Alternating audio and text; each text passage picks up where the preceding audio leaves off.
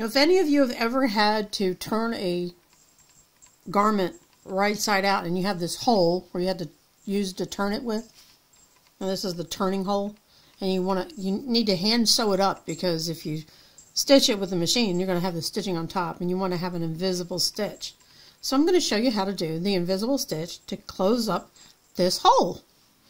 So you want to put your threaded needle, after you press the seam allowance in, nice and crisp pressed, and you tie a knot in the end of your thread, and you put it in either side, whether you're left-handed or right-handed, and you draw up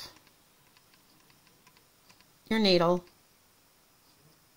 about 1/8 of an inch, because you want these to be little stitches. You can make them smaller than that. And so you're going to pull it up, then you go across to the other fold, and on the inside do the same thing. Go in, so you're back basically underneath where this fold is on the underside, and you pull it up there, and then you go back across to about 1/8 of an inch of the previous stitch, go through. I'm trying to do this so y'all can see, kind of difficult, but so as you can see, it's gathering it up. Let me see if I can get a little bit closer. Oh, there we go. So we're going to go from one side to the opposite side, directly across, perpendicular, come up about 1/8 of an inch, pull it tight, go to the other side, do the same thing, and continue on. So you just, from one side to the other, go under about 1/8 of an inch on that same side, pull it up, and there's a cat in my video. Whiskers, are you photobombing? You cannot play with the ironing board back there.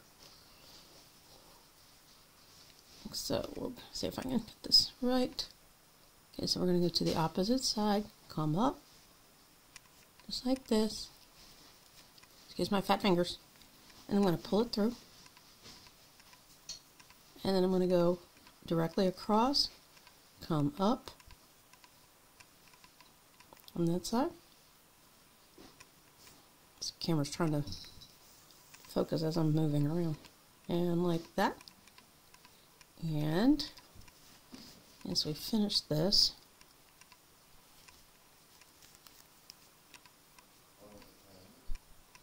the key is to having those seam allowances pressed down nice and crisp, because as you tighten it up, basically what you're doing is you're putting the understitch in between there,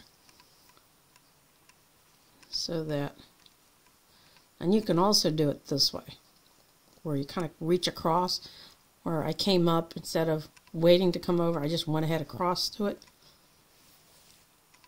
and then just go back, kind of like a reverse whip stitch kind of thing. So there's a couple different ways you can do this.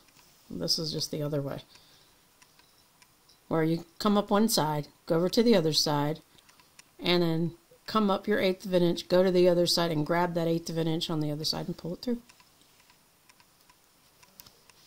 Okay, so let's see how much farther I don't have much farther to go. And you'll see how nice and neat this looks. So, just like that.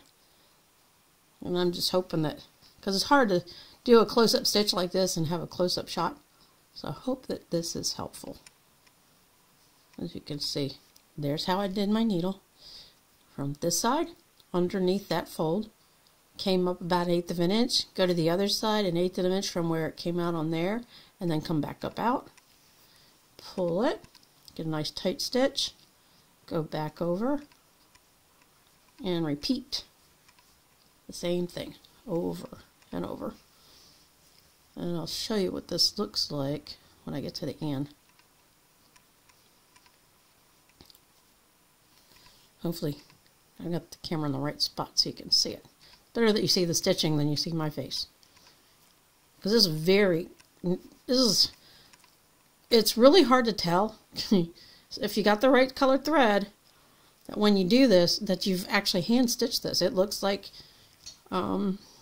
somehow some magic machine got in there and did it. Okay. And because you're going back through it, you're actually strengthening the stitches even more because it's reinforced underneath the fabric. Just like a machine stitch would be. So I got about ½ inch left to go. And I'll show you how to tie this off.